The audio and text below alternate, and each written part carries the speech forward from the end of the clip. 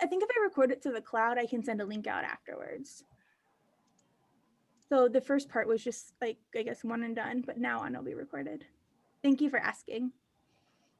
And so this is our background. This is the background to how I teach. If you at any point have questions or follow-up, don't feel bad about asking. I'm probably going, if you feel like you're getting a little bit behind, don't freak out. There's some people that are definitely more comfortable with my teaching style and know some of this. But just know, like, Cora has made so much progress in 10 days, and a week, like 10 days ago, you weren't. How many do you think, what's your improvement been, do you think? Well, I know, all right, so just to kind of give a background, so I've been studying since June, so going on 5 months, and I was still missing, so I might have gotten 10, that's pushing it, 10 LR right. And now I'm finally, I think last weekend, after my 5-hour study session with other, but I think we finally got up to 15 right. And that was and that was just after, that was my first class with you. Yeah, and like, and it's not because I think it's because I'm not a genius. I've just simplified the approach. You did. And it was going back to the basics of finding the structure. It was, first understanding your stimulus. What is it saying? Then the structure, finding your conclusion and the support. And I hadn't been really doing that. It was just, you got to find the right answer. So I used to teach like kindergartners how to read. So I tell people, if I can teach kindergartners to read, I can teach the LSAT. So I use a lot of the similar strategies on teaching, like relearning how to read. And it sounds really silly, but it's so true. Most of us are not, I don't know, like some people are just so smart, it's scary, I guess. All right, so how I approach all LR questions, regardless of what it is, like regardless of the question, is I always read the stimulus first. I know there's this huge debate among tutors and companies that tell you which one to do.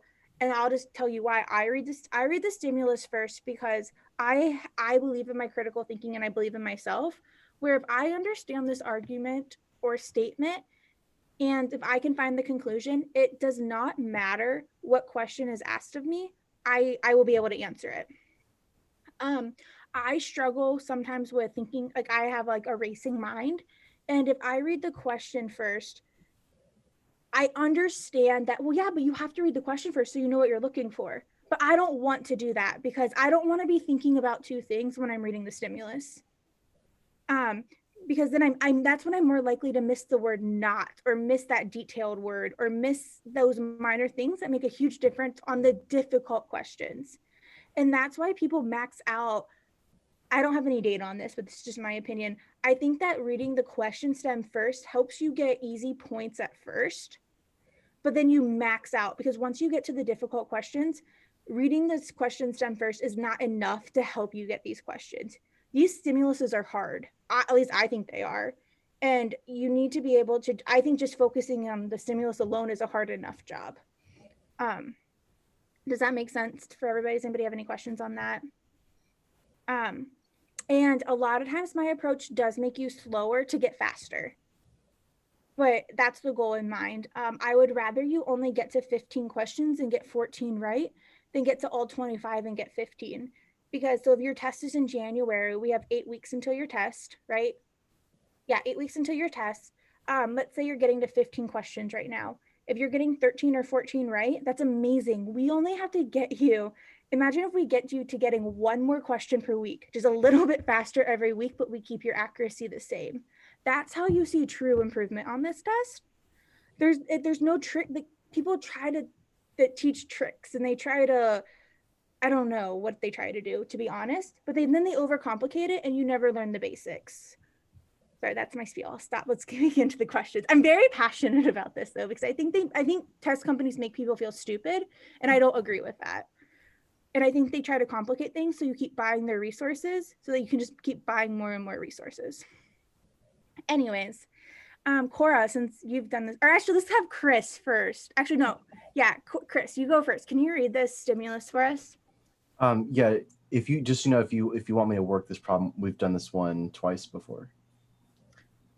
Yes, because actually, that's what you're probably the student that I've screenshotted this Yeah, one. I think I'm about half of this content, unfortunately, but yeah. All right, the stimulus is generations of European history students have been taught that a political assassination caused the First World War.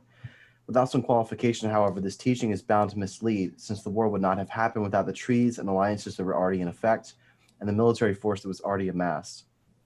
These were the deeper causes of the war, whereas the assassination was a cause only in a trivial sense. It was like the individual spark that happens to ignite a conflagration that was, in the prevailing conditions, inevitable. All right, awesome. So I think that this is a really confusing stimulus. Can anybody read this one the one time through quickly, like Chris just read and catch it all? I think the only thing I caught was that they were talking about how history students were misled about why the First World War happened. That's all I got. No. So I'm gonna read this to you how I would read a stimulus. And I call it sitting on a sentence. And the goal of it is I spend probably a minute on a stimulus and maybe 45 seconds answering the questions, depending on the more difficult ones. I spend more time on the stimulus than the question, because I go back to, if I understand this, I can answer the question, but I would rather spend more time on the front end understanding it. It's just like games. If you spend more time on the front end understanding it, then you don't have to go back and keep having to reread the stimulus. How many of you have like narrowed it down to 2 or 3 questions or answer choices, and then you reread the stimulus 2, 3, or 4 times? I don't do that, because I invest the time on the front end and force myself to translate it. So I think this is where like the reading to kindergartners comes in, to be honest. But if I were going to read this out loud, I would say, okay, so generations of European history students have been taught that a political assassination caused the First World War.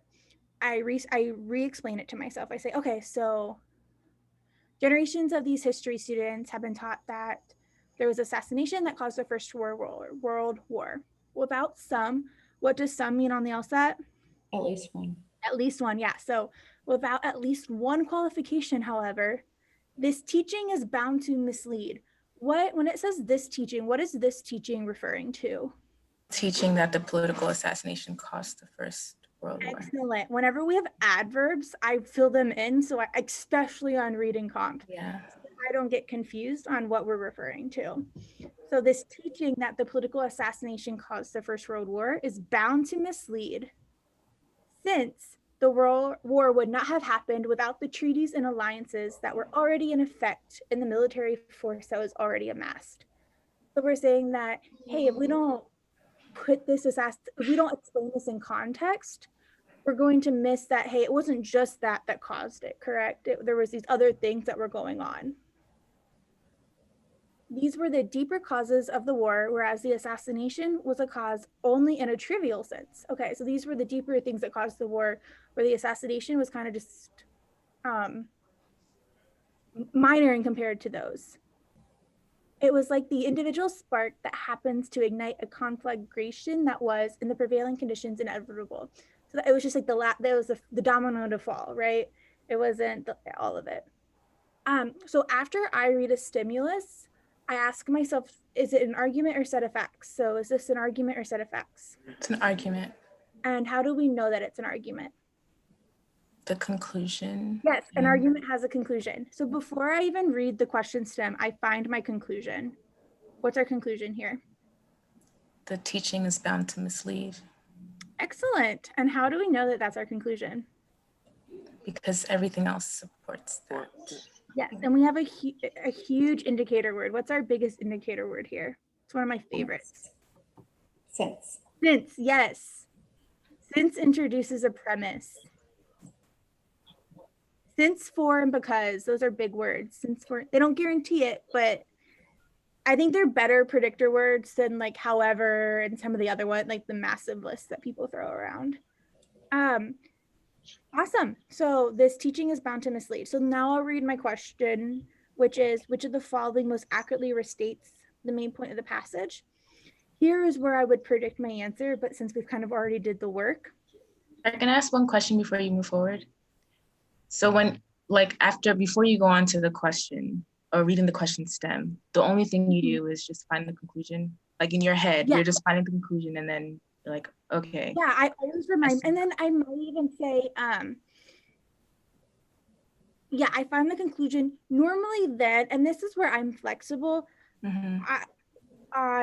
Sometimes I only read the question stem here to see what it is.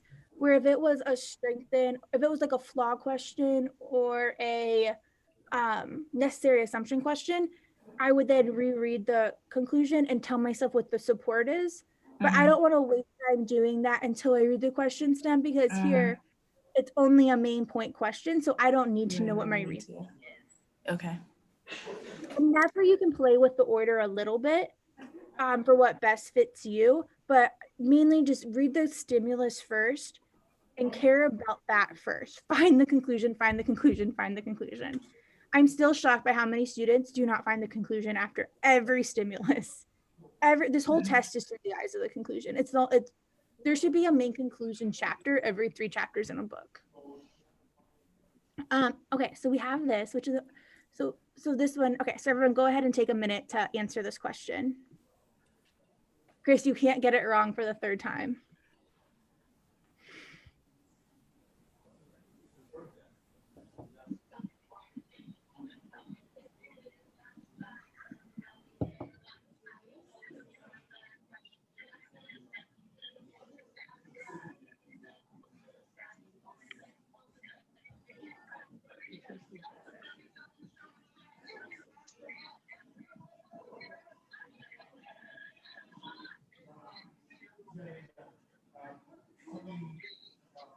And once you have an answer, go ahead and put it in the chat.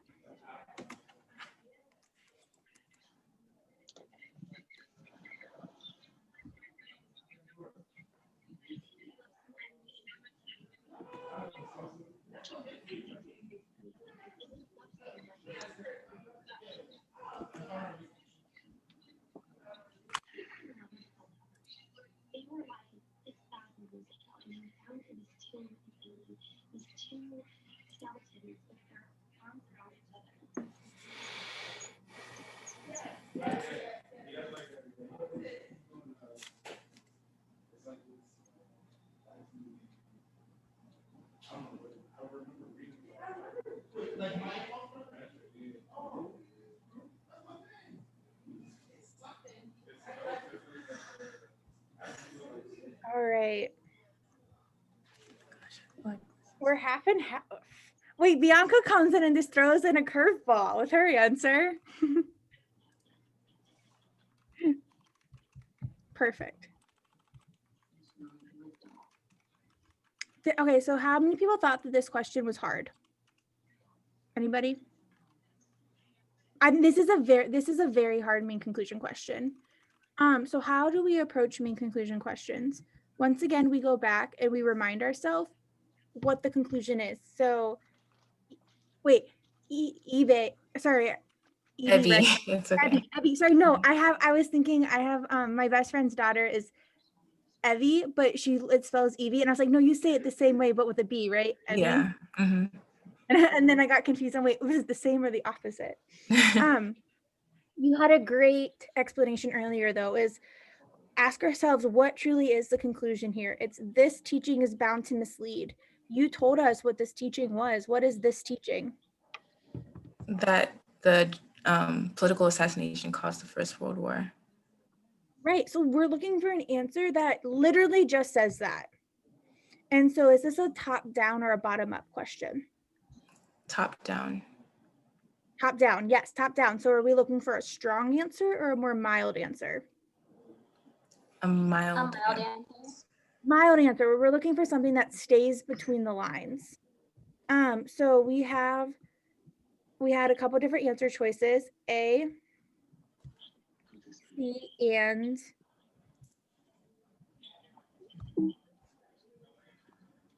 where am I? Sorry, there we go. We had A, C, and E. All right, so let's start with A. The assassination did not cause the war, since the assassination was only the last in a chain of events leading up to the war, each of which had equal claim to being called its cause. Bianca, go. What word did you maybe miss when you selected this answer? Say that again? So A is incorrect, and I think this was the answer you chose, right? Yeah. We just talked about this. What word in A do you think is the word that makes it wrong? That very strong word, only. Yes, and there's another really strong word that makes it Yes, wrong. it did not cause, since the assassination was I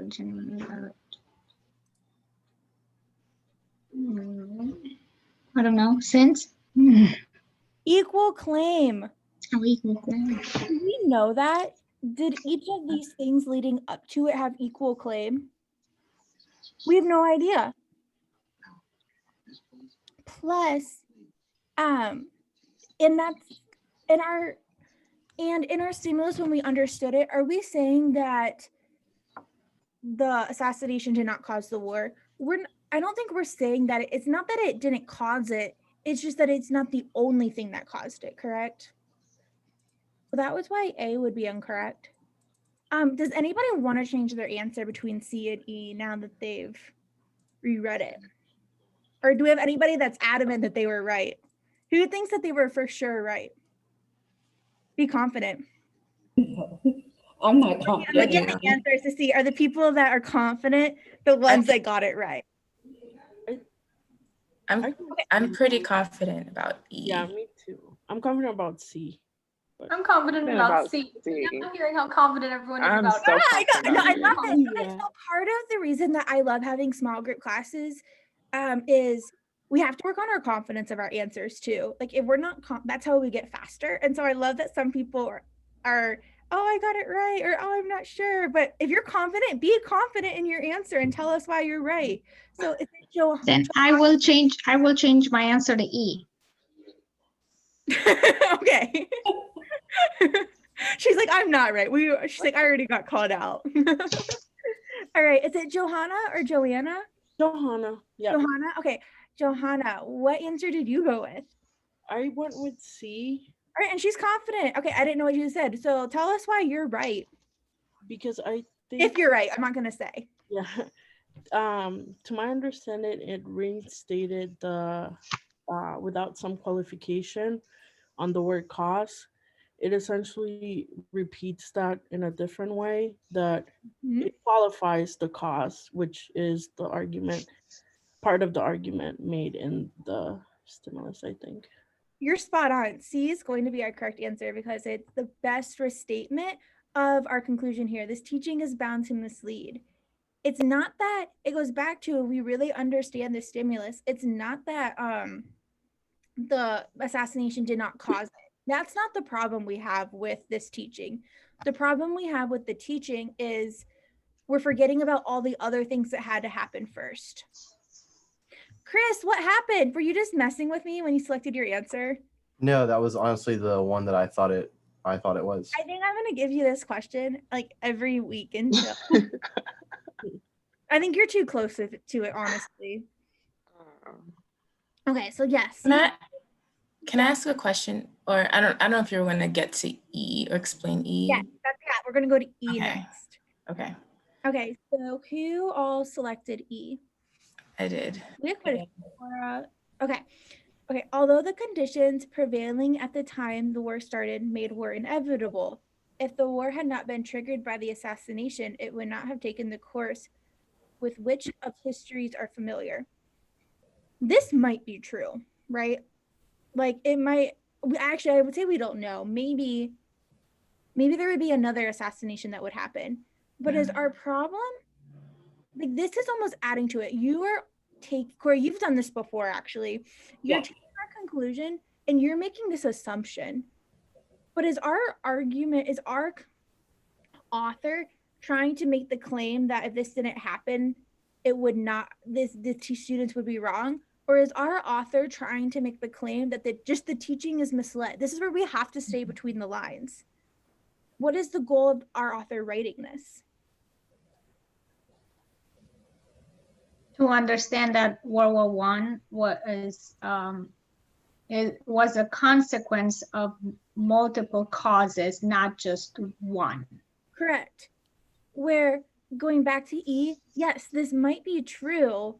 This might happen, but we're not asking for what has to be true based on this passage or what might be true. We're just asking, what is this author trying to claim? So people that chose E just took it a step too far. Because, and when I was reading through them, one of the reasons why I didn't choose E was because I thought that it wasn't qualifying the causes. no, you're 100%. So that was one of the ways that allowed me to eliminate it, because in the passage, the word causes is repeated a lot in the way in which it qualifies the levels of causes that can happen. And they're just saying, oh, the assassination can have equal weight, more weight than all these other causes. Oh, 100%. And two, does our author ever say anything about if the war had not been triggered? Our author never says that. So how can that be the conclusion? Mhm. But it sounds good. Mhm. It sounds logical. I think That. so, and maybe like this is a harder question, so that's why this was a trap. But Oh, 100%. I was looking at teaching, and because we talked about like students learning, like the wrong thing. So when I saw the students of which like the type of history that they're familiar with, I thought that summarized the point of the stimulus. In E. Yeah, sorry, I was reading it again. Oh yeah, no, sorry. She's rolling at the time. I was thinking along that way too, but I think it would not was the thing that made me choose C. But I thought E looked really good. But the fact that it said it would not made me think that it was too strong of a prediction, which is what made me go with C. But I was thinking along the same route. I think E is the most tempting wrong answer. And isn't C a strong answer though? yes, but I would say that though the statement that the assassination caused the war is true, I love that, because when we understand this, is our author asking does our author ever say that the assassination did not cause the war? No, saying it's one of the causes. Right. So what does misleading mean? Misleading is like, it's not, you can be like, sometimes like, we can be, it's like having deception, right? Or being deceived. How are we misleading? And that is what C answers. It shows us how they're being misled, which is what the main point is. Right. Even though it is strong. Are we good on this one? I have a question though, right? So like in this stimulus, we highlighted what the main point, what the conclusion was, Main point and main conclusion are the same thing. Okay, and that's kind of part of my question, because C, like the conclusion is that the teaching is bound to mislead, like period. The sense, everything comes after the sense is another premise. Correct. But that's what's really in answer choice C. It's everything that comes after sense. It really refers to this teaching, and it kind of answers the why. Mm-hmm. So this is where Cora hit on earlier about they don't really ask main point questions, and this is why it's a level 5. This is a level 5 main point question, because it's not a direct restatement of the conclusion. You have to apply it to what this teaching is. You have to know what this teaching means, and you have to know what they're being misled about. And if you fill in those two things, that's what C is answering. Okay. But you're absolutely right, and that's what makes this one such a.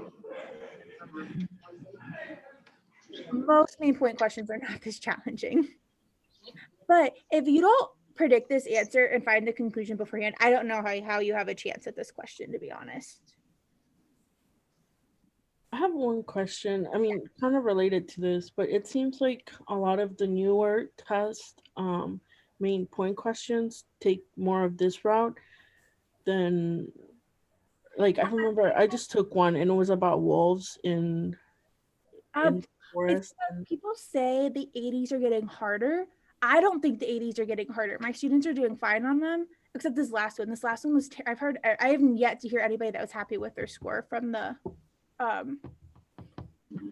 whatever test just was, October test. Which I think is for different reasons. If you can ask me after this of why I think that is, but it's because the test outsmarts the tricks.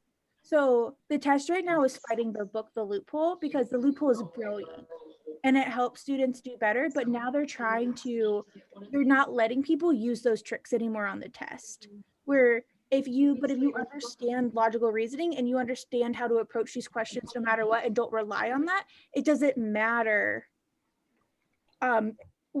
like I told Bianca actually, because we had a lesson right before hers, I'm like, you're gonna do fine on the sufficient assumption questions because you know how to approach them. You don't count on the tricks to find the answer. You come up with the answer on your own. But you're absolutely right. So the test is getting wordier, the stimuluses are getting harder, and the answer choices are getting more.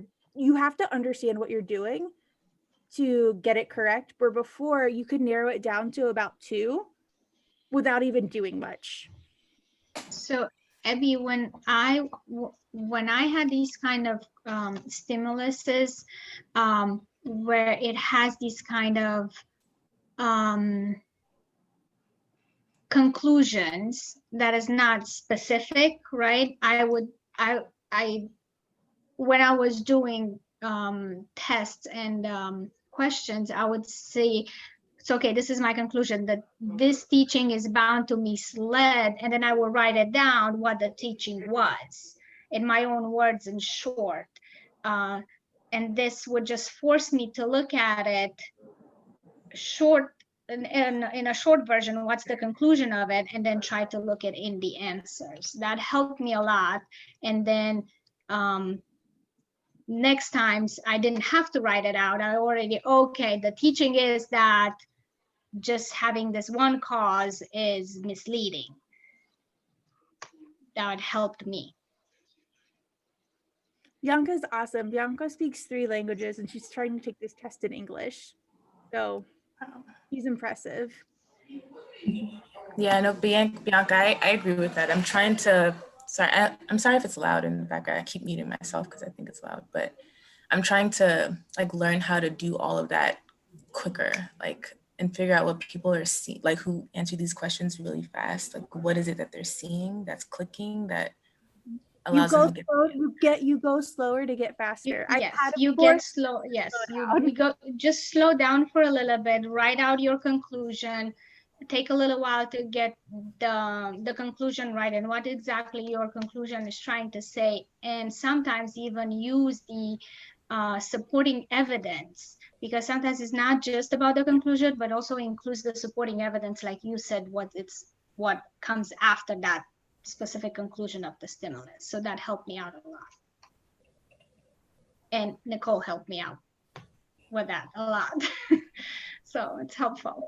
Bianca had her first 158. She's killing it.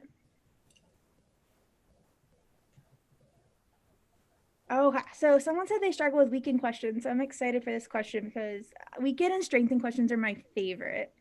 Well, actually, role questions are my favorite, but these are my favorite to teach. Okay, so really quick, back to the basics. If I said it's hot outside, therefore it's ice cream, what is my conclusion? It's hot outside, therefore we should get ice cream. We should get ice cream. We should get ice cream. Awesome. What is our premise? It's hot outside. Fabulous. Is this a good argument? No. You're giving it away. Just kidding. I think this is a great argument. If someone came up to me and was like, hey, Nicole, it's hot outside, let's get ice cream, I'd be like, okay. It wouldn't take much convincing. But it's hot outside. Let's go dance in the water fountain. I would be like, okay. Okay, but this is where we get confused on the LSAT is there's a lot of logical to the normal person, logical sounding arguments. Like, it's hot outside, let's get ice cream. I don't think a lot of people are going to sit there and argue with you if you offer that suggestion, right? I think most people are like, yeah, that sounds good. Well, on the LSAT, we have a lot of arguments that sound good, but just because they sound good, that does not mean they're valid. And any strengthen, weaken question, sufficient assumption question, necessary assumption question, technically those are all flawed arguments, right? And they're flawed. How could we strengthen or weaken something that was valid? We can't do it. How do we, there's no necessary or sufficient assumptions for a valid argument. So the second that we see those type of question types, we know that there has to at least be a hole or a flaw somewhere. Just like this one, it's hot outside, therefore we should get ice cream. On strengthen or weaken questions, what we do, these are bottom up now. So we're going from something from the bottom and adding it to the top. So we get to bring in new information. What premise could we add to my argument? Okay, so Cora, Chris, and Bianca, don't say anything for a second, but then I'll let you come in and save the day if we need help. But what premise could we add to my argument to make it stronger? To add us to this rock. So like, this is my rock and this is a rock solid argument. So what could we add to it to at least make our argument a little bit stronger? Ice cream regulates your temperature, your body temperature. Perfect, yeah. Or there's an ice cream truck outside, or it's National Ice Cream Day, or everybody loves ice cream. Any one of those would strengthen our argument at least a little bit, right? But since we can strengthen it, that means we also can weaken it, correct? So how can we weaken that argument? It's hard. It's hard to tell me that we can't get ice cream. The closest ice cream shop is 20 miles away. Yeah. We're lactose intolerant. COVID-19 is going on and all the stores are closed. Perfect. So that's what we think about when we read these. So once again, everybody go ahead and read this one silently and find the conclusion. Is a strong, proud lesbian. And I, for one, am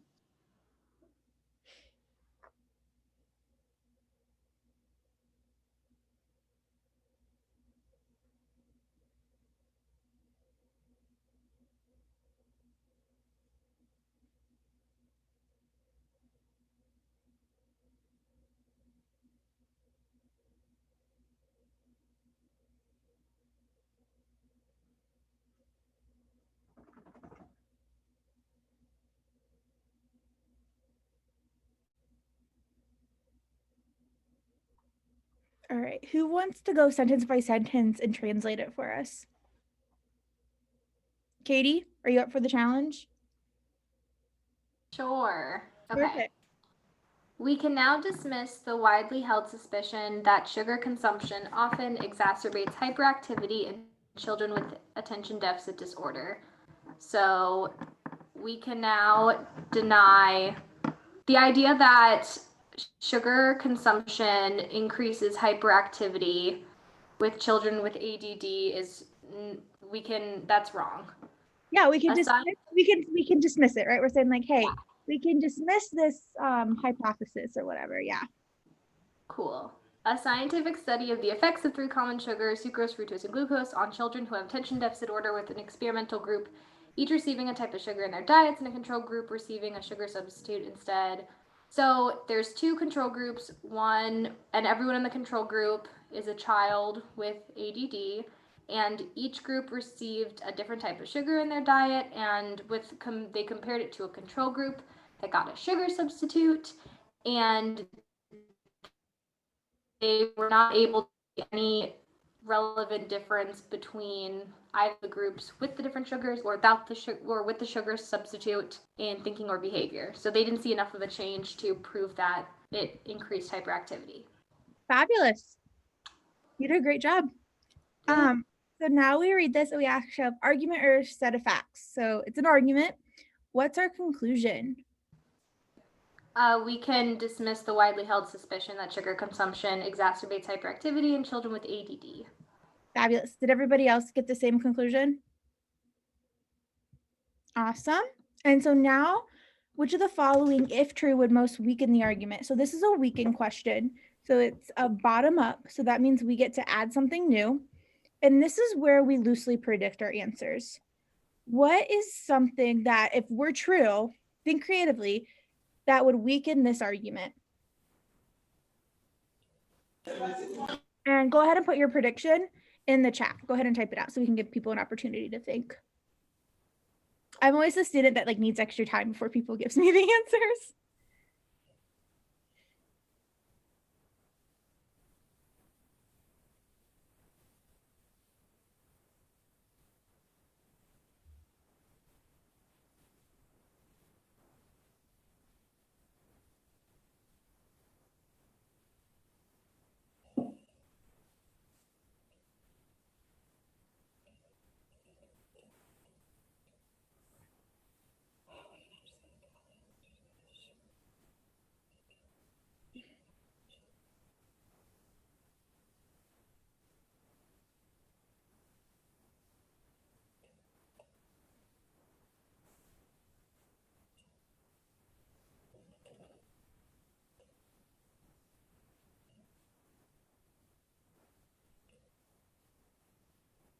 Is everybody still thinking or typing, or do people not want to type?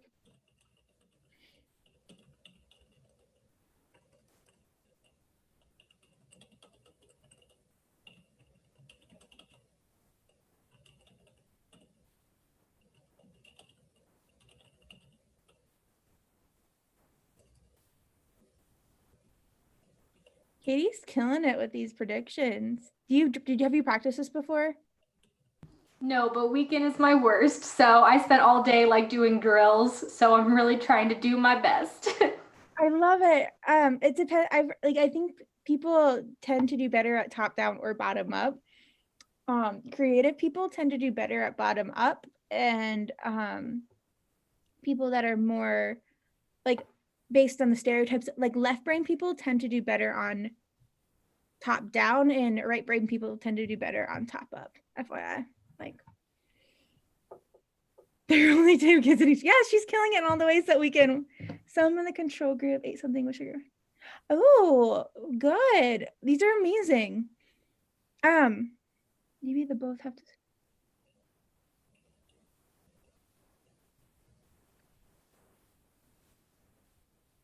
Ooh, good.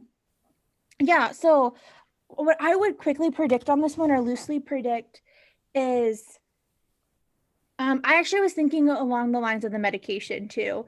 Was there a third factor that was eliminating it? The factors that Katie said were medication, and one was the environment. Those were both really, really good. What are ways that we can weaken an argument?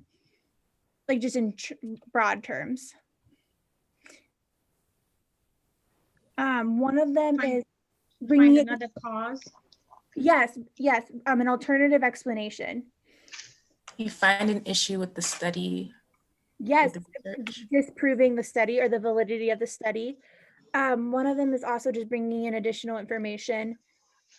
Pointing out gaps. Pointing out gaps. Yeah. Or exposing the flaw. Oftentimes it means like exposing the flaw can kind of go what you're saying. Oftentimes it's showing an alternative explanation though. That's probably one of the more common ones. All right, so go ahead and try this question now. And put your answer in the chat.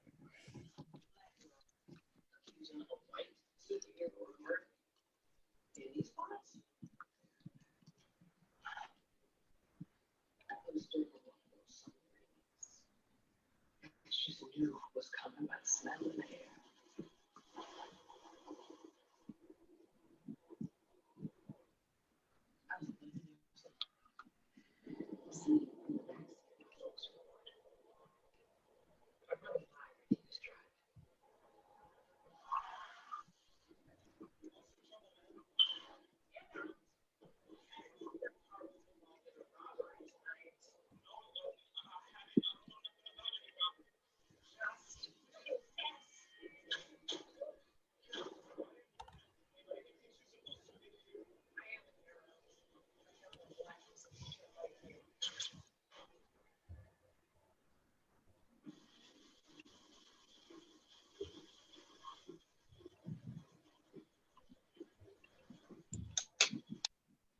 We'll give people like 30 more seconds.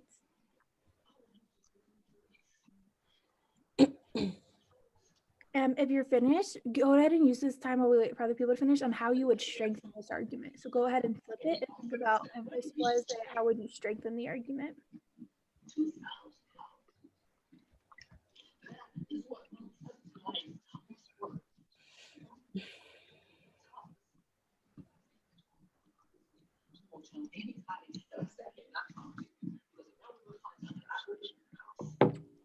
All right. Who's confident in their answer? Anybody super confident? I feel like I am on B. All right. Wait, I think I am. Cora's confident on B. Okay, Cora. First Tell us time. why are you confident on B? And I think it's only because I can relate to it because I myself have ADD. So I understand. Oh, the questions that you're most familiar with are the ones that you tend to struggle with. Not Oh. you, will tend to struggle with the most. But I understand. So like when you're trying to weaken anything that has to do with ADD, I mean, when they were saying sugar actually has a calming effect, where the conclusion that you're talking about basically brings that hyperactivity, makes it stronger. The sugar makes it stronger. So I was trying to go against that.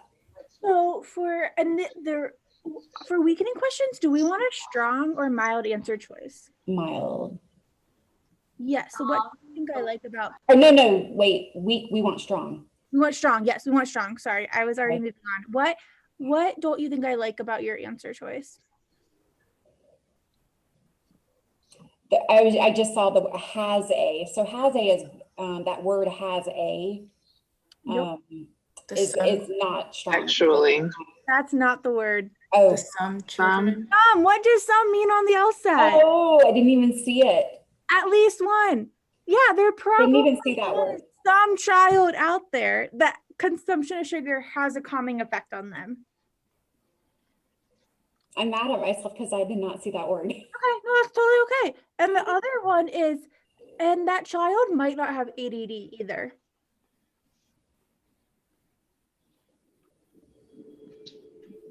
Because it doesn't even say effect on some children with ADD, which is what no, totally fine. All right, so what are our other answer choices that we have coming in? I think someone said D as well, right? Yeah. All right, Katie, go ahead and tell us your answer. Okay, I chose D because I was trying to think about a way that it would make sense that there wasn't enough difference between the groups with sugar and the group that was given fake sugar. And so I felt that D, when it talked about the contexts that generally tend to make children excited and active, would show an alternative cause for getting a result that had nothing to do with the sugar, which would then invalidate any of the results of it. Okay, so you took it a step too far because you helped this answer become true. One of the things is, once again, the study included at least one observation, right? So actually a lot of these answer choices are weakly worded.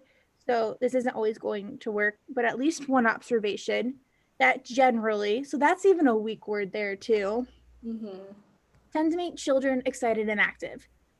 But the real problem with this answer choice is both of these groups would have had the same experience.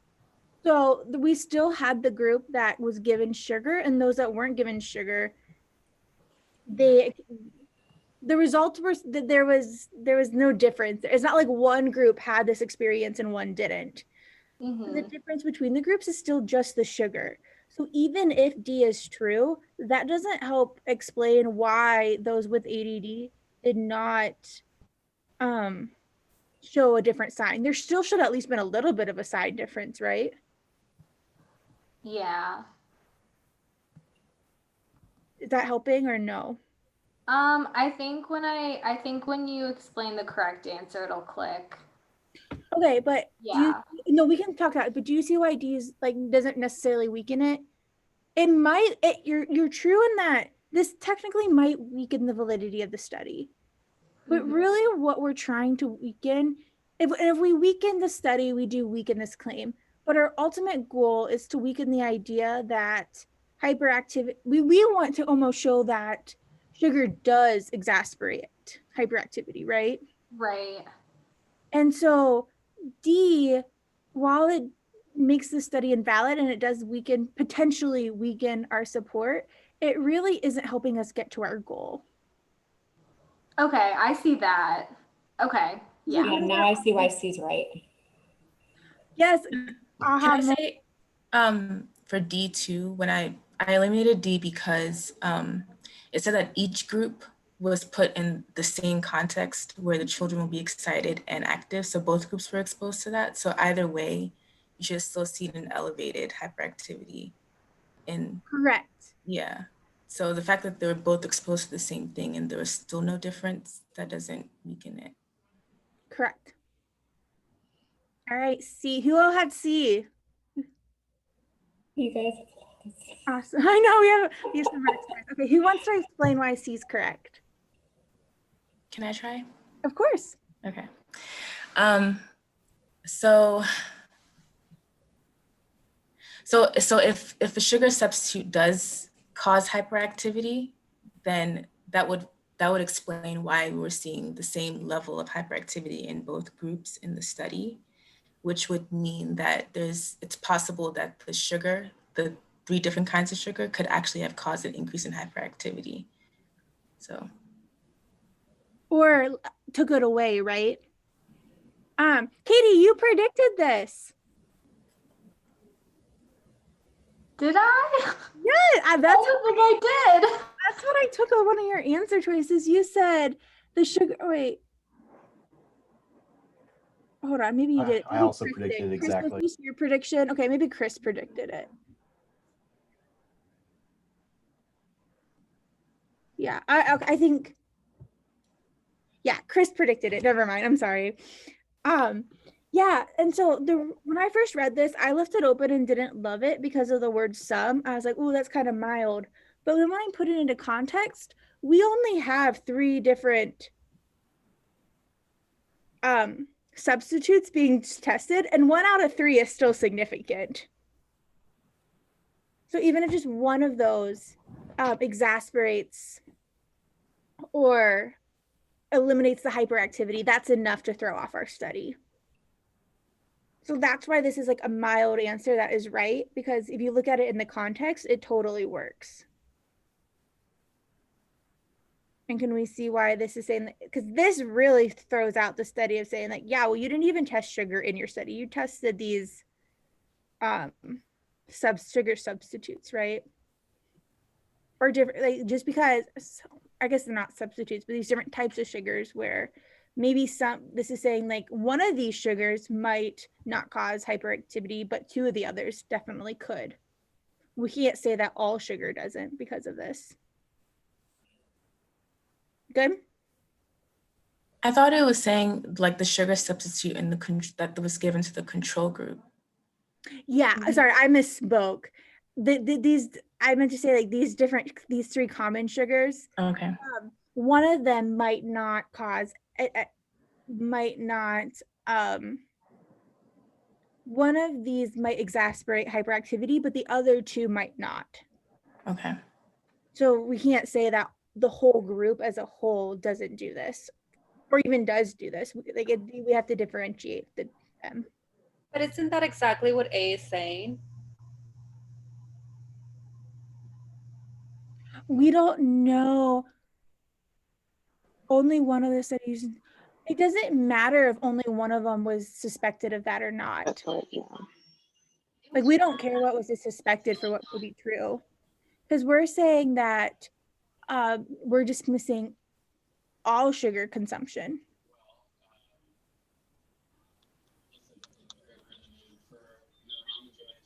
But okay, so C is weak and weakens it because the fact that some sugar substitutes would exacerbate the symptoms of hyperactivity, that throws away your control group. So that ruins the experiment because now you have no control group. I think that's where I'm getting confused and where I'm still stuck, because I feel like C and D, they both just ruined like the validity of the experiment. And so I'm struggling to see why C ruins it more. Because With D, the C, same thing is happening to both groups. And D as in dog, the same that both your flaw that you're saying is at least happening to both groups. And C as in cat, it's only happening to one group. Okay, that makes sense. And then in A, this is saying ever widely suspected of. There's a difference between being suspected of something and things actually happening, which C is actually telling us this happens. Like it's telling us one of the sugar substitutes exasperates the symptoms of hyperactivity. So what really happened in this experiment? Is it that the sugar did not cause hyperactivity, or is it just that the sugar substitutes actually did? Gotcha. Okay, so with D, if it ruined the experiment, at least it ruined it consistently, so you're still Yeah. able to see something, as opposed to C, you ruined just the control group. So it really, okay, cool. Thank you. Yeah, no, of course. We're saying that the sugar substitutes exasperates the symptoms of hyperactivity. So we're saying that the group that got real sugar probably was affected by the sugar, but the other group was affected by the sugar substitutes too. And that's why it weakens our argument. Was that a better explanation? Okay, cool. I think that's a hard question.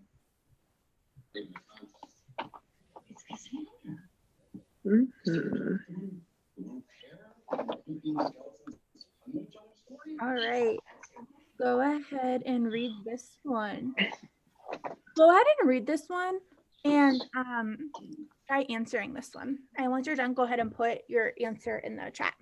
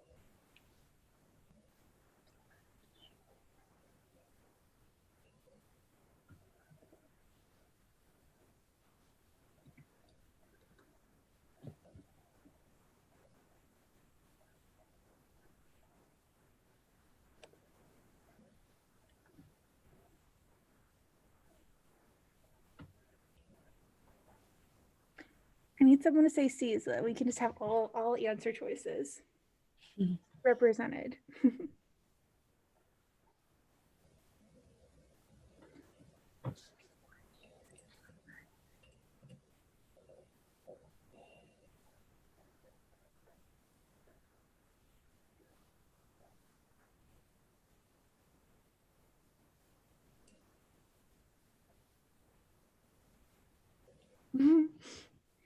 I like the honesty. Okay. No confidence. Perfect. That's what we'll work on. Okay. So I'll go ahead and read this one for us of how I would read it. Psychologist. Phonemic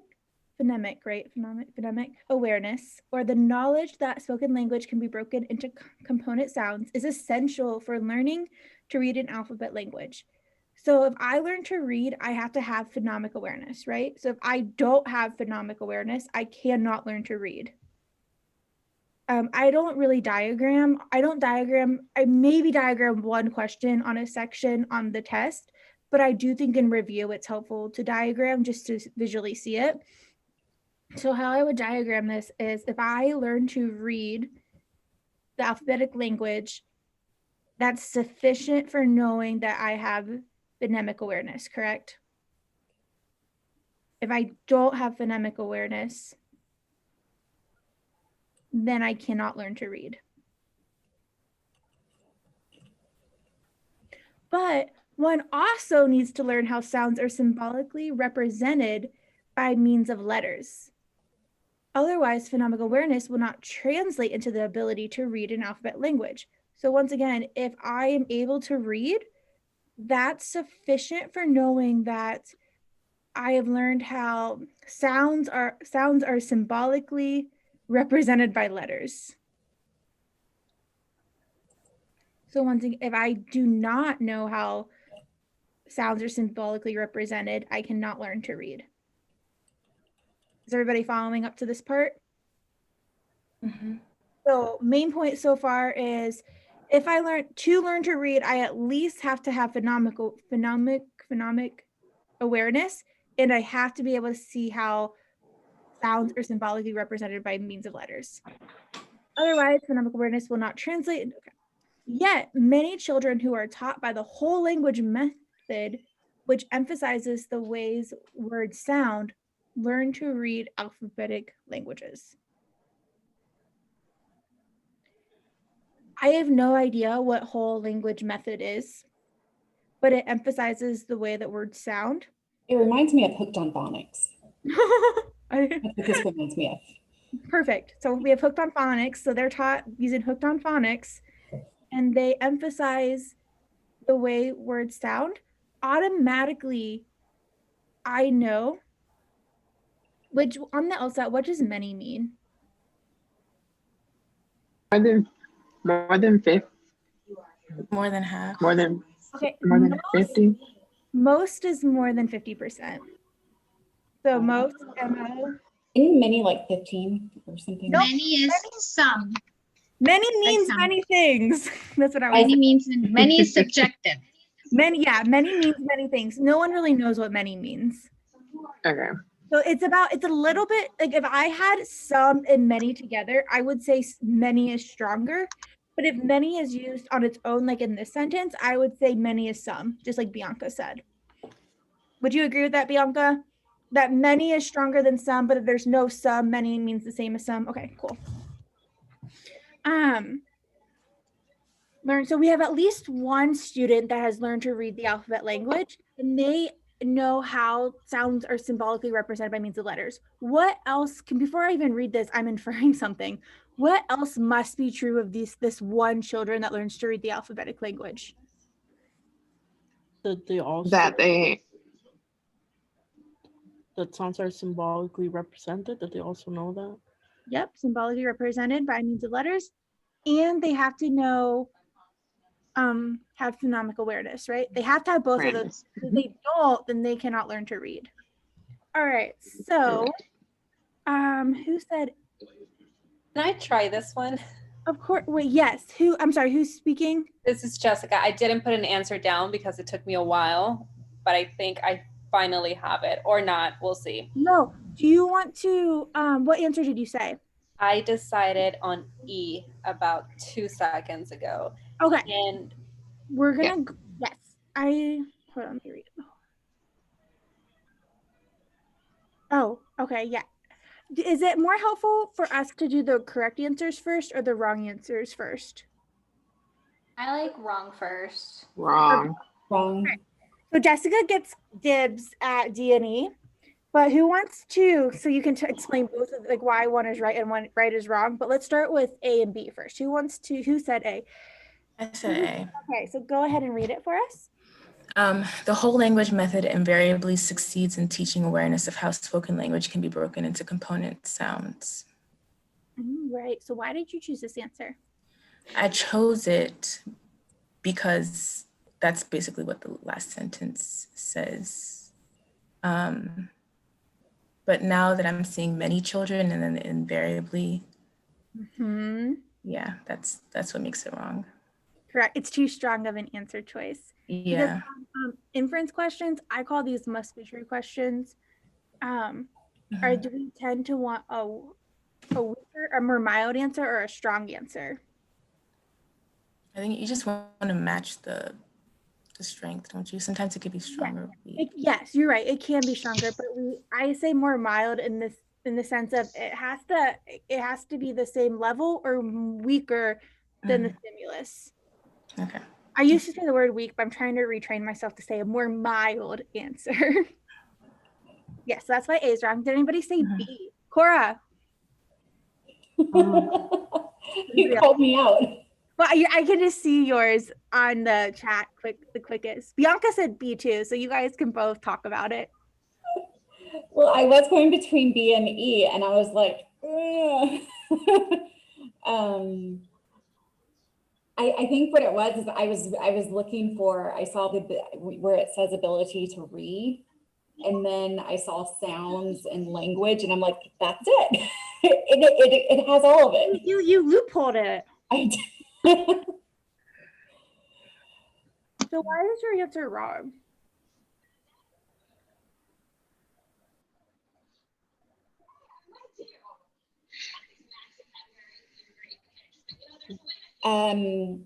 Is it because of the word someone? No, it's Okay. because you're switching our sufficient and necessary conditions. You're saying whenever the whole language method succeeds in teaching someone how like essentially the represents of letters, that SS, you're saying then they have the ability to read. But just because I can do this doesn't mean I can read, right? Right. There's like, that's like saying, like just because I am born in the United States doesn't mean I'm president. Right. And that's where the loophole does not help. Correct. But that's okay. Hey, that's what we're learning. All right. Did anybody say C? Nobody said C. So hey, this is good. We had one that everyone agreed on. Those unable to read an alphabetic language lack both phonemic awareness and the knowledge of how sounds are symbolically represented. This is the same flaw as in B. I can have both of those things and still not be able to read. Do you see how C is pretty much the same answer as B, Cora? Just a little bit. Yeah. Awesome. So you're starting to recognize how these are worded. All right, Jessica, go for it. You have D and D. okay, I'm gonna start with D, and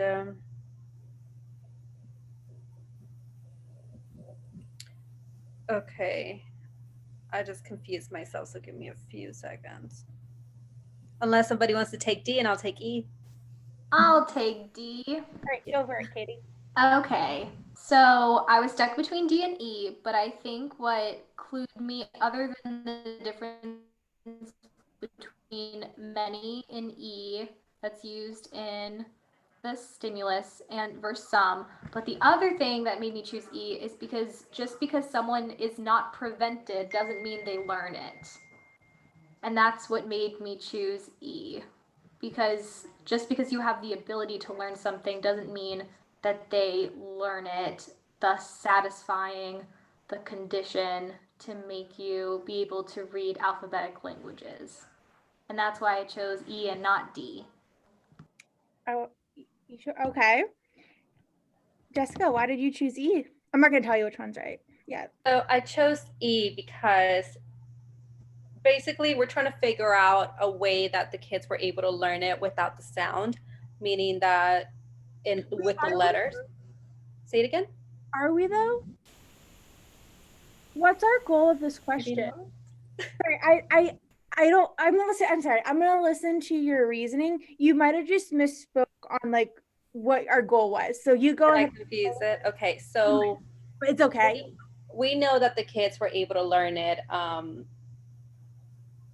without sound, right? No, we don't know that. They were able to learn the sound using the letters. So using a symbol, I'm gonna say. Mhm. Okay. And that's basically what E is saying. So they were able to figure it out using the symbol. No. Okay, so Was it a lucky guess for me? You guys, no. So our answer is going to be okay. Good night, Cora. Our answer is going to be D. What did you say for this, Chris? I will be honest with you. I am exhausted and forgot why I picked E. I was fairly confident that it was the correct answer at the time. Obviously, that's not the case anymore. No. Okay, so this is where it goes into like that more mild answer. What must be true and what was said. The whole language method succeeds in teaching many children how to represent sound symbolically by means just because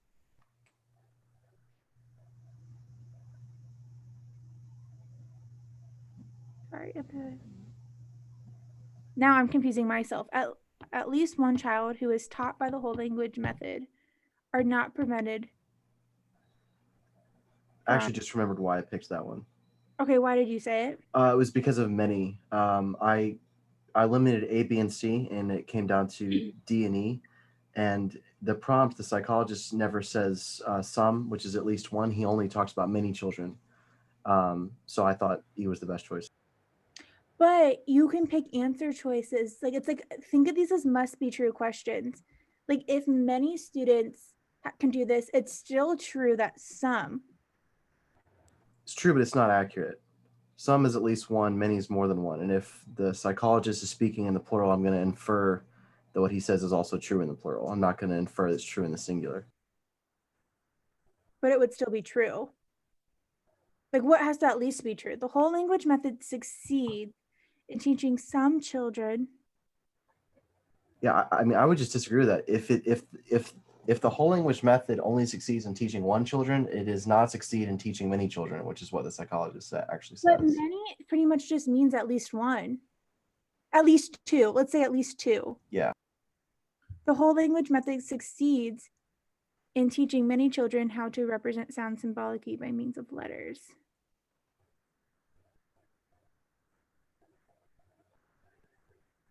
I'm gonna Google this. I want to say I think D is the correct answer because it's saying at least one child who are taught the whole language method are not prevented from learning how sounds are represented by means of letter, because that has to be true because they cannot learn to read Right.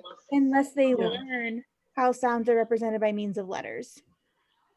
And I love how weak this is. At least one. To be inferred. To be inferred, right? But why you wrong? Says that the whole language method succeeds in teaching symbolic representation of sound, but we don't know that because we only know that the whole language method emphasizes the way word sounds, which is phonetic awareness, but we don't know if it also teaches the symbolic representation. Oh, emphasizes the way words sound. Oh, it brings in two different things.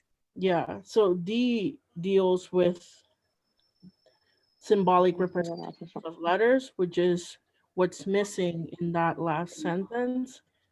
We have to assume that if they know how to read, then he already checks the phonetic awareness, but we have to check the symbolic representation of letters. Because if we replace this many with at least one, we know that at least one child has learned to read. And if that child has learned to read, that means that they have to have phonemic awareness and they have to know how sounds are symbolically represented. So therefore, D has to be true because at least one child have not been prevented, or in other words, at least one child has learned how sounds are represented by means of letters. And when I got down to this, I saw D and E, and I went with D because when in doubt, go mild.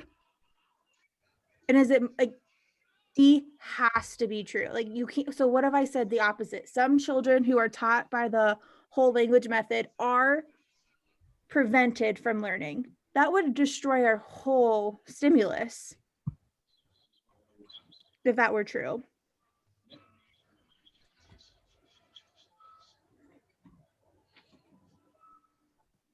This is a very difficult question as well. I don't think that destroys it because it says, because one person being prevented doesn't detract from many being able to learn. Many, okay, so our stimulus is saying many children, pretty much what we're saying is many children who are taught by the whole language method learn to read alphabetic languages, correct? Yes. So let's just cross this off for a second. Good night, Chris. Good night, Relaya. Is that how you pronounce it? Relaya. Okay, good night. Yes, that's right. Okay. Yep, I'll send the recording out. So we're saying many children who are taught by this method learn to read alphabetic languages. What is required to learn an alphabetic language? What is needed? Phonetic awareness, and then how sounds are symbolically represented by means of letters. So I was looking for an answer choice that showed that the whole language, because it already said that it emphasized the way words sound, I saw that as like a check off the list of phonetic awareness. So we're looking for something that says that they're able to have students represent. You're not approaching this question correctly. I think you're trying to make it true. This question is just, this is a must, like what must be true? Inference questions are must be true.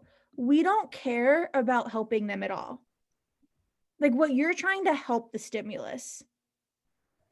E would absolutely help it and help us understand how this came to be 100%. But that's not what we're trying to do. We're saying based on what we know, what has to be true. Does that make sense? You can say no and we'll keep talking about it.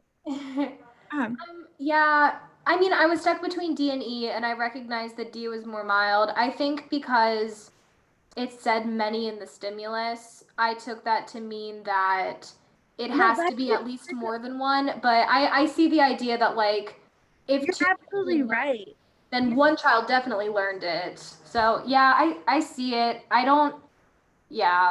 just don't know how I would have looked, other than saying like D's milder. I should have chosen that. I guess I'm just not seeing how E's wrong. I just see how D is. Whenever it came up, now seeing it, I'm struggling to explain exactly why E is wrong. To be completely honest with you, like this is how I like got to it. It comes down to many who are taught this method learn to read. So I would think that would mean many. Yes, E is too strong. I would agree with you that would mean that many students can do both of these things, right? Because how else can many students learn to read? And the other thing is how do we know how, oh, sorry, last thing to say, how do we know that it was this system too that taught students how to do this? Maybe they learned it beforehand. Maybe they came in knowing that. Yeah, the other thing for me was that when you negate E, it doesn't, how can I explain it? Like you can negate the succeeds part, you know? Like maybe they didn't learn it successfully. Like to me, the succeeds was unnecessary, but if you negate D, it can't be true. Right. No, yeah, that's where the mild comes in. Yeah. I think now that I'm reading this again, I think it's wrong because we don't know if the whole language method is what's teaching these students how to represent sound symbolically. They could have came in already knowing how to do that or learned it in a different place, a different way, or from somewhere else. Okay, that makes sense. But like when I did this in a time constraint, a minute and a half, I didn't have time to think about, oh, this is why E's wrong. But I got it down to those two, and I was like, okay, D has to be true. Is that helping at all? Yeah. I think I mean, I'm new to your approach, and I think the idea of like bottom up and top down, strong versus mild, I think that's super helpful. And I think if I had gone into it that mentality, I would have been like less likely to cling to E. So I definitely see why D is correct. I don't know. I feel like I have a problem if I get it down to 2 and they're both correct, and it's just a matter of what's more correct. But yeah. Well, I say like which one, like yeah, or I just ask myself which one is easier to prove wrong. And that's how I go too. So I can do another question if you guys have time for another question, or you're free to go, like whatever. Like I'm pretty chill. I'd love to do another one if possible. Yeah, of course. Is there any kind of question? Let's see what other ones I have on here. Do you guys want to do? Oh, we just did that one.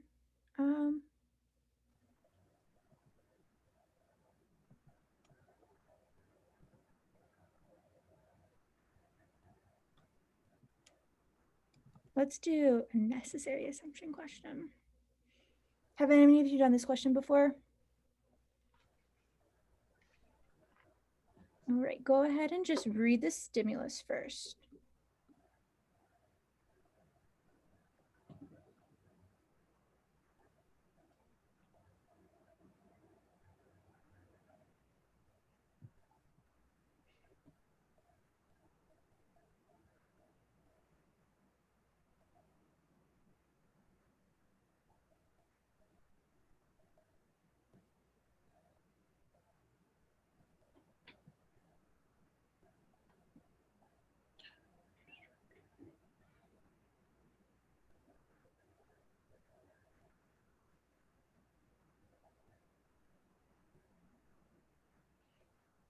Like I have no idea what any of these words mean. So this is how I like would break this down, because I'm like, this abstract paintings are non-representational. Okay, so abstract paintings don't represent things.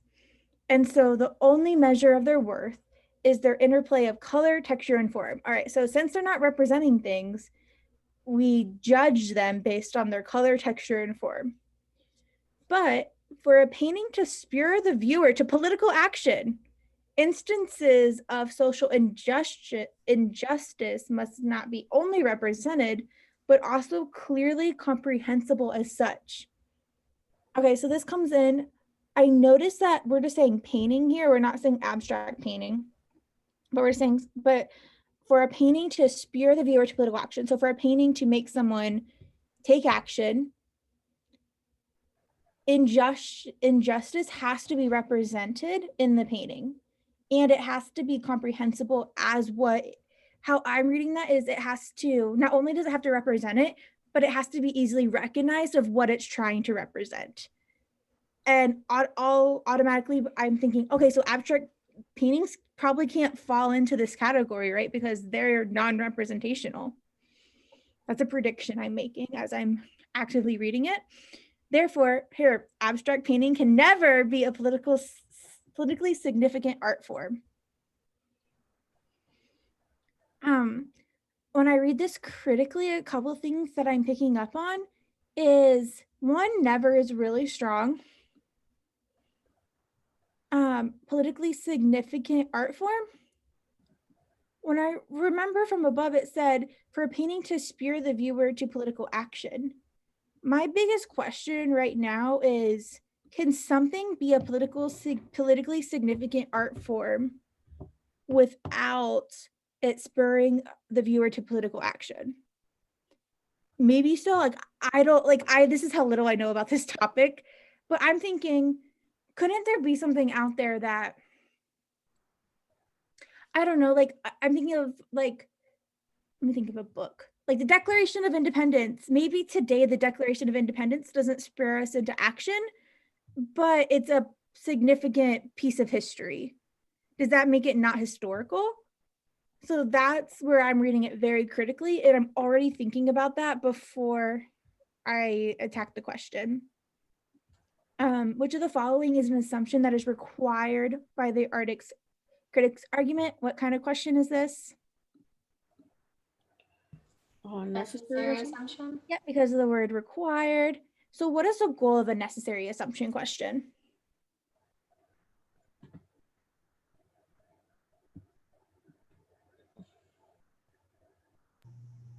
The answer choice has to 100% prove the conclusion, right?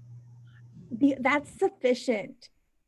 You're okay. You're totally fine. So I think of it as sufficient. It just has to help the conclusion make more sense. Okay. Two things. Sufficient question. So sufficient assumption starts with an S. I think of sufficient assumption questions as super strengthened questions. So sufficient assumption, strengthen, stronger. Sufficient assumption questions and strengthened questions tend to have stronger answer choices. Necessary assumption starts with NE. Necessary is something that's just needed.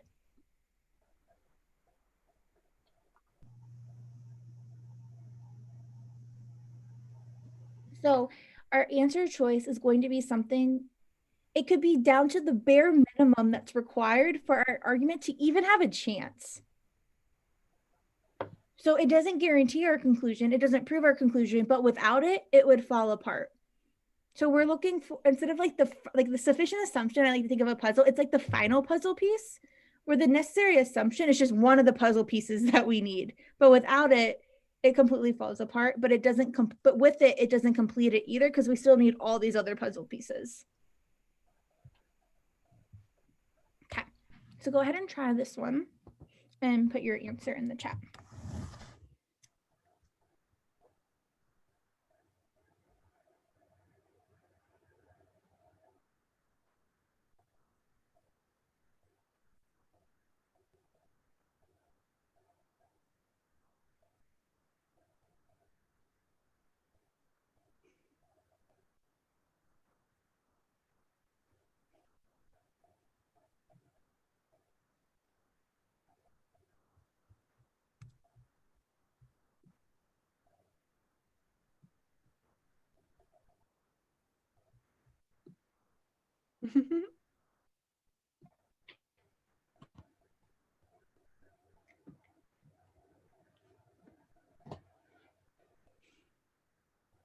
Okay. A or D? Are you all pretty normally good at necessary assumption questions, or are these, most people don't like necessary assumption questions? Are you indifferent towards them? I think necessary assumption questions are one of the hardest to learn, but once you really learn them, they become really easy. But they take a long time to get there. Where I think like flaw questions can be like, I don't think no matter how, I think they're like, they always can be challenging. It's not like you have this aha moment where, oh, now it's going to be easy. Where I think necessary assumption questions, kind of when you have that aha moment, they can become very easy.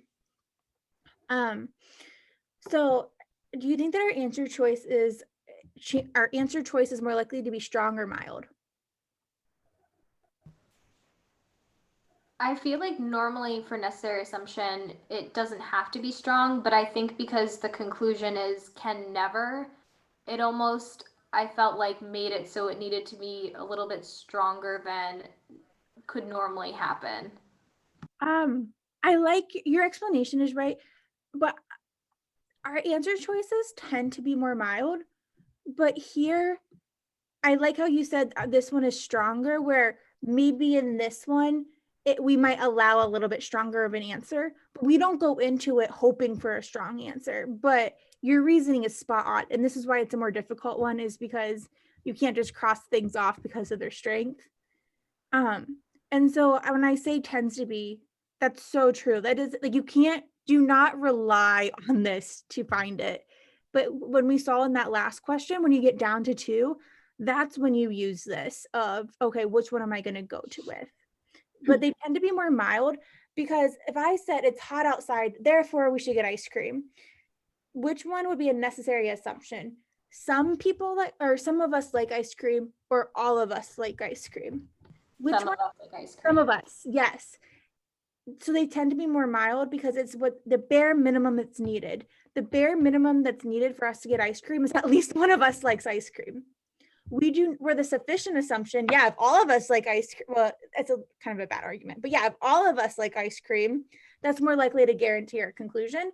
But we don't all need to like ice cream for us to go get ice cream.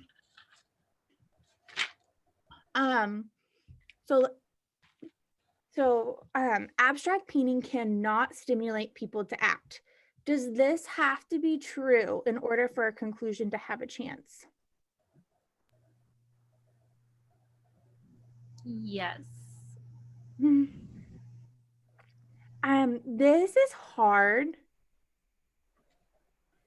because what if abstract painting does stimulate people to act? It just doesn't stimulate us to act in a political manner.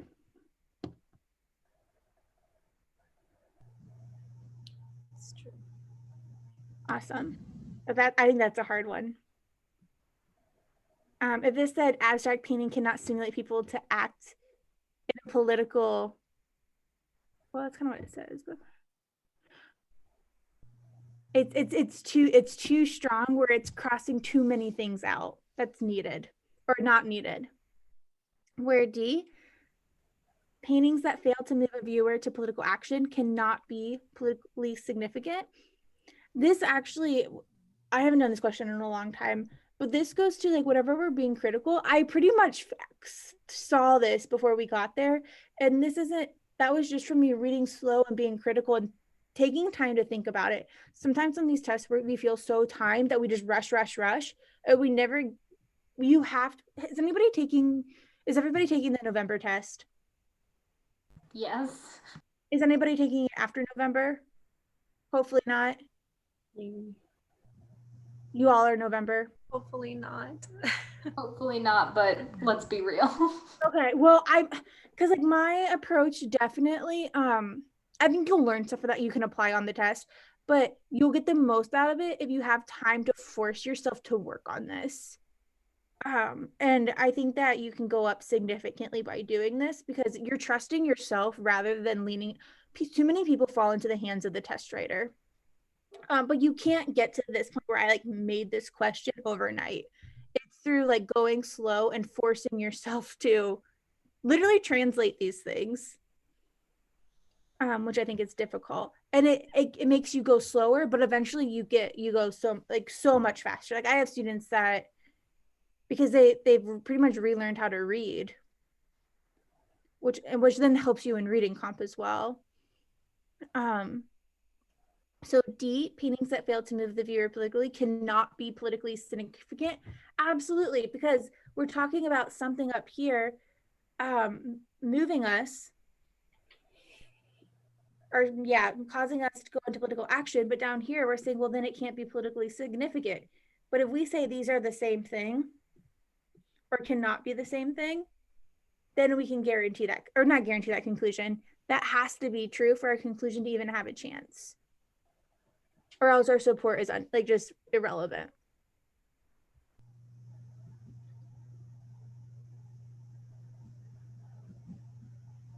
Let's see if I have any other. Oh, sufficient assumption. These are another one of my favorite. I like a lot of LSAT questions. All right, go ahead and read this one.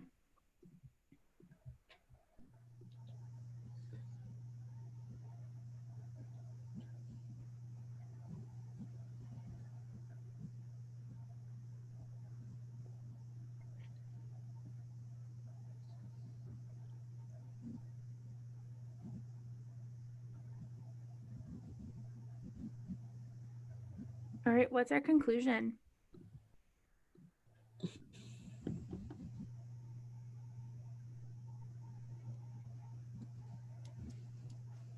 If we find out whether Selena's claim is true, we will thereby determine whether it's possible to have psychic powers. Fabulous. That's some terrible highlighting. Excellent. So what is the goal? And we know this is a sufficient assumption question because we have the word if and assumed. What is the goal of a sufficient assumption question? It has to completely prove and justify the conclusion. Yeah, we're trying to guarantee the conclusion. Our whole goal is to make this happen. I call these super strengthened questions. Because they're like, instead of just looking for something to strengthen it, we want something that's going to go all the way. So instead of saying it's hot outside, therefore we should get ice cream, a sufficient assumption there would be whenever it's hot outside, you must get ice cream. That would guarantee the conclusion, right? So once again, we can predict these answers. I think sufficient assumption questions can be some of the most challenging if you don't predict, because they all start looking the same, because they all have like conditional reasoning crap in them and it's easy to get lost. So our conclusion is, if we find out Selena's claims are true, we will be able to determine if it's possible to have psychic powers. What could we add to this that would guarantee that to be true? This one's a hard one to predict, especially if you don't have practice predicting, but think about it. So we're trying to figure out something that makes it true, right? Yes. So Selena claims to have psychic powers. So hey, we'll put Jessica in there. Jessica claims to have psychic powers. So if we find out whether Jessica's claim is true, we will thereby determine whether it is possible to have psychic powers.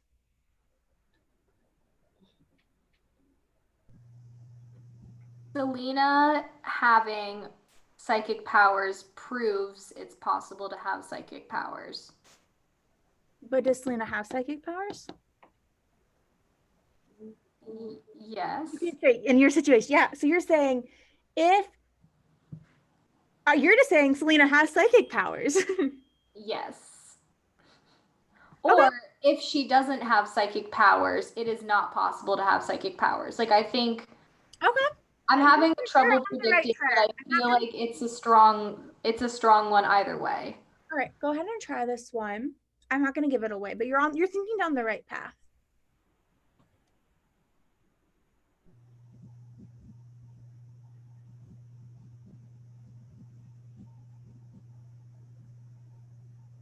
I'm going to grab a glass of water while you're reading this.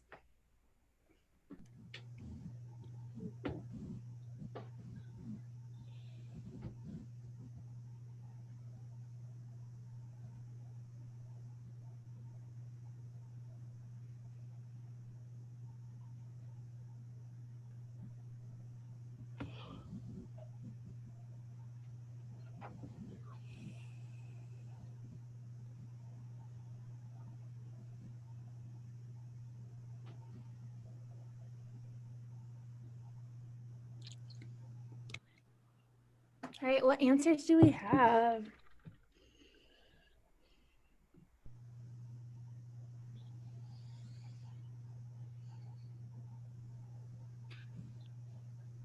Johanna, did you answer from the last time or this time? Huh? Is your D for this question or for the last question? Oh, it's for the last question. Okay. I'll give you a couple more seconds.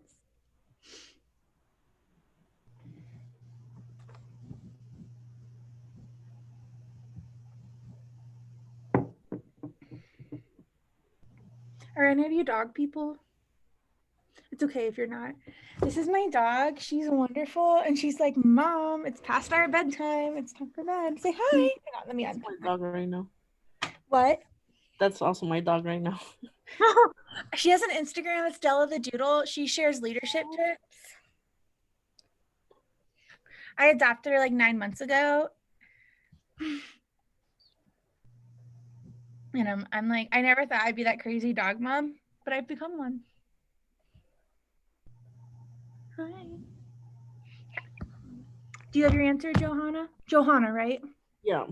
I'm just gonna go with D for diversity of answers.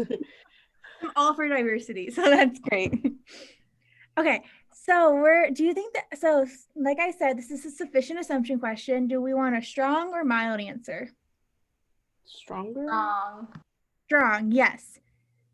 So let's start with A. So we're trying to guarantee this. No one else has yet been found to have psychic powers. I love that no one picks this. Do we care that no one has yet to be found?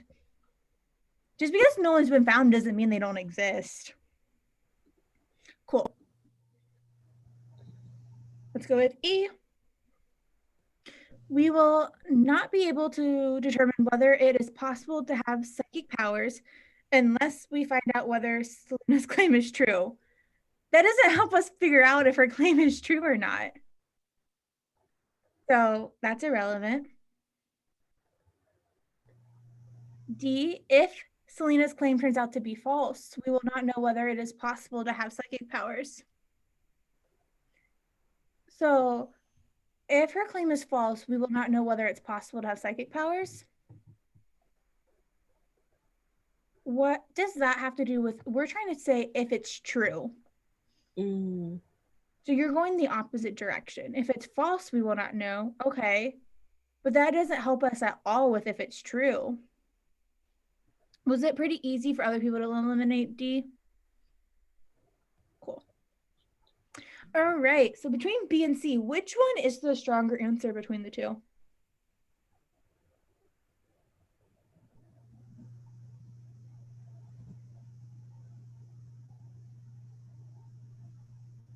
B? Why? Who got it? Who got it right? Is B correct? Yes. Did you get it right? No. Jessica, did you get it? No, I picked E. Oh, wait, did I just like throw you under the bus? I'm sorry. Sorry, it's after my bedtime. That wasn't very, no, did anybody get it right? Oh, crap. Okay. No, I picked C. I was gonna, oh. Okay. C is more of a necessary assumption though, right? Which one? C is more necessary assumption though, right? D is in dog. No, C. He's in cat. It is possible. Yeah, that would have to be necessary. Yeah, I didn't really like any of the other ones, but C, I was like, I know that that's at least an assumption. Okay, But I knew, yeah. This is going to be an aha moment, all right? Go back to our conclusion. Our conclusion is if we find out Selena's claim is true, we can determine if it happens or not. So if we look at B, we're saying if it's possible to have them, she has them. So if she doesn't have them, what do we know? So if it's possible to have them, so say if possible, Selena has them. The opposite of that is Selena doesn't have them. It's not possible. So I agree, like B is weird because it just seems like, well, that's just too, I don't know if it's like too easy or just like not the, I think it's just too much of not the real world. It's like the economics question. But these are kind of like pennies from heaven in the sense that this is so strong where, yeah, that would guarantee our conclusion because if we find out whether her claim's true, we'll know about psychic powers because it's telling us if you can have them, she has them. So it's basically saying that the only way for us to figure it out is by Selena, is through Selena. Yeah, and I think that's the part we don't like is because we're like, well, how that's like that doesn't prove it. But it doesn't matter about big scale. Just for this argument, yeah, technically, if B were true, it would guarantee our conclusion. Okay, maybe I was just overthinking it then because the reason I didn't choose B was because for that same reason, is because we can only determine that through Selena. Right. No, right. And I think that goes back to really being confident in what kind of questions they are. We're sufficient. I don't care how unlikely B is to be true. We get to assume all of these are true. And I'm like, I'm going to pick that one, even though it's in real life, that's probably not possible. But for this, I'm going with it. Okay, let's do one more question and then we'll be done. Is that cool? All right, let me find a good one. Redemption. Redemption, is that what you said? Yeah.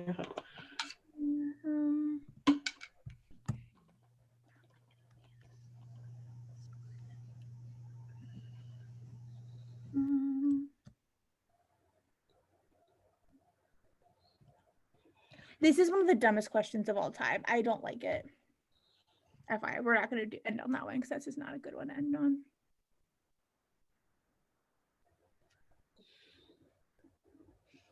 Let's do a flaw question. Go ahead and read this one.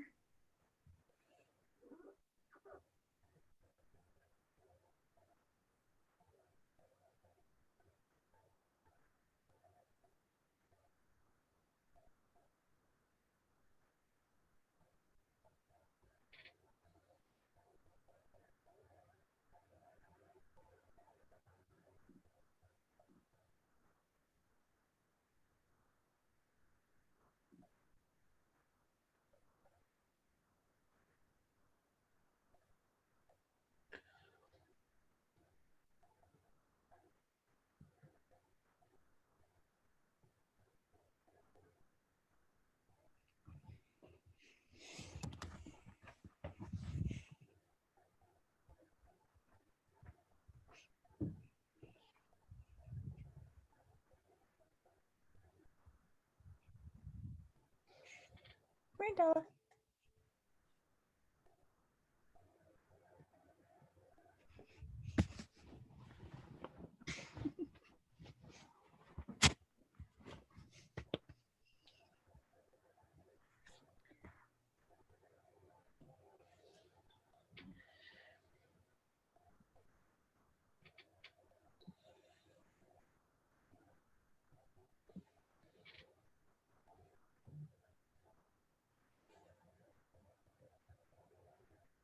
All right, I'll go ahead and read this one.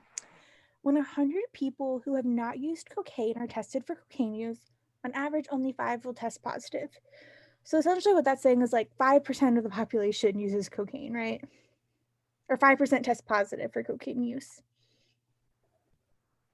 By contrast, out of 100 people who have used cocaine, 99 will test positive. Okay, so of that 5% are like that, the people that actually use cocaine. So we're not talking about the general population anymore. We're talking about the people that actually use cocaine. 99 will test positive. So there'll be one person out there that uses cocaine but doesn't gets lucky, I guess, with their test. Thus, when a randomly chosen group of people is tested for cocaine use, the vast majority of those who test positive will be the people who have used cocaine. What is our conclusion? Thus, when a randomly chosen group of people is tested for cocaine use, the vast majority who test positive will be people who've used cocaine. Awesome. So this is now in the stage where I would read the question type and I would see that it's a flaw question. And these ones are so important to predict because I think flaw and role questions are the most difficult worded answer choices because they throw in their own words and I don't know what they mean. And so if I don't go into it with a prediction, I stand no chance at these because they all sound right. So what flaw do we see here before in your own words? Or when you read this, you're like, oh, this is the flaw. Or did maybe some of us not think about the flaw beforehand and we just jumped into the answer choices? So I saw a flaw in inferring that because you have that you have two different groups and one group is very specific, that when you test randomly that the basically that the populations will still be similar. So clearly if you have 100 people who have used cocaine, like there's an increased chance of more people testing positive. But how many people that you could randomly pull from have used cocaine? So how is that going to make more people do it? You hit it spot on. Sorry, she really like I normally don't let her do this, but since it's so late, I'm like, you can hang out with me. You are spot on though, because we're saying that 99 out of 100 people that actually use cocaine test positive, but then we go to our conclusion and we jump back to that randomly chosen group of people. And we're saying within this randomly chosen group of people who are tested, the vast majority of those tests who test positive will be people who have used cocaine.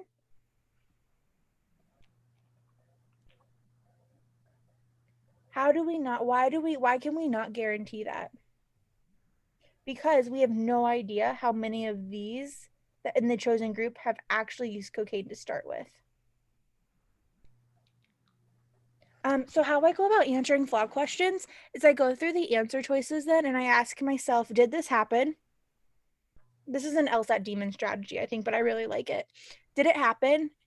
If I say yes, then I ask myself, is it a problem?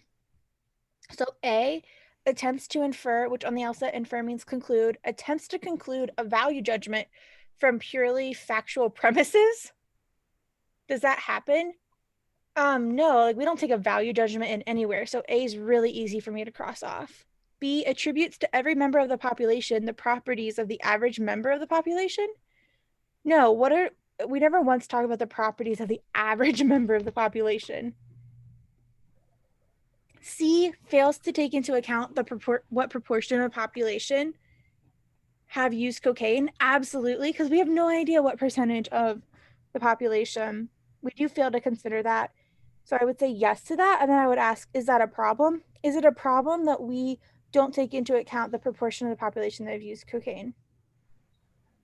Crap, like what if only 5%? What if like only one? Yeah, we were like, look how low of a percent of people that actually use cocaine are. D, ignores the fact that some cocaine users do not test positive. Do we ignore that fact? No, we definitely say it. We say that one person does not test positive. Is that a problem? Well, I guess I said no to the first question, so I wouldn't ask the second. E, advocates testing people for cocaine use when there is no reason to suspect that they have used cocaine. Do we advocate testing people for cocaine? Never once. So I would cross that off, and then I would go back to C. And that's how I would cross answers off really quickly. Helpful? Perfect. So what are your guys' goal scores? For me, it's a 1, like in the mid 50s. Awesome. Where do you want to go to school? St. Mary's University in San Antonio. I used to go to school over there, so. Oh, cool. San Antonio used to be in my territory for work. Texas was. Really? Yeah, I'm I used to I'm go actually down in Houston now. What, you live in Houston? Oh, I used to go to Houston all the time. I'm trying to think, like Taste of Texas. I worked with that steakhouse a lot. Katie, what about you? My goal for November is a 165 plus. And I'm like in PTs, I'm like early 160s. And I can't, I'm just stuck in that range. I'm stuck with like that -7 logical reasoning. And it doesn't matter like what I focus on. I'm just having a hard time like cracking through. I worked with Akarshna. Have you seen her post on there? She was struggling with the same thing, and I helped her finally get, like, not me, but because it's so hard to get those last couple points that it can be so discouraging. When Yeah. was the last time you saw an increase in your score? Okay, so I was pretty consistently getting like I was pretty consistently in like the upper 150s. Like I wasn't really scoring under a 158, but I was not scoring above like a 160. And then I did a small group tutoring session, which is where with Jacob and Keith, where they talked about you and how great you were, which is what I did very differently than them, though. Yeah, and I think that they gave me some good like overall testing techniques and helped with RC. And I saw some increases in that, or at least increases in consistency, but my LR just hasn't budged. So now I'm in like the early 160s, but I'm pretty consistently, but my LR just hasn't budged. I'm gonna stop recording this. And I don't want to like test everyone else's time, but I was gonna like message you separately and be like,